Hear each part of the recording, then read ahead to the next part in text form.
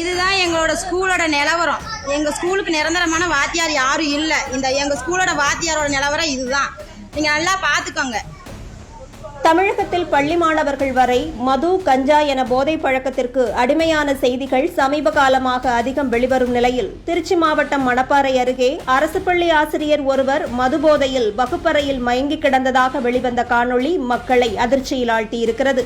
இதுகுறித்து தனது எக்ஸ் தளத்தில் கருத்து பதிவு செய்திருக்கும் பாஜக மாநில தலைவர் திரு நயினார் நாகேந்திரன் அவர்கள், பானையில் உள்ளதுதானே குவளையில் வரும், டாஸ்மாகை நம்பி மொத்த அரசும் இயங்கும் திமுக ஆட்சியில் வகுப்பறைகள் வரை சாராய வெள்ளம் பாயத்தானே செய்யும் என்று கேள்வி எழுப்பியிருக்கிறார். பாடம் சொல்லிக் கொடுக்க வேண்டிய ஆசிரியர் போதையில் மூழ்கி கிடப்பது, ஒழுக்கம் கற்பிக்க வேண்டிய ஆசிரியரே பாலியல் செண்டலில் ஈடுபடுவது, சாதிகள் இல்லையடி என போதித்த வாயால் மாணவரின் சாதி பெயரை சொல்லி திட்டுவது என்று திமுகவின் 4 ஆண்டு கால ஆட்சியில் தமிழகத்தின் பள்ளிக்கல்வித்துறை நாசமாகிவிட்டது என்று குறிப்பிட்டிருக்கிறார்.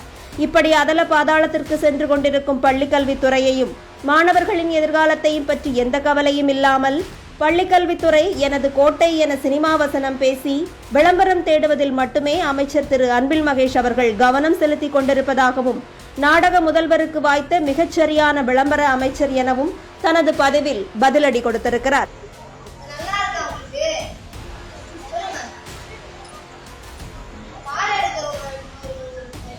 உட்கார முடியல அந்த வாத்தியார்னால.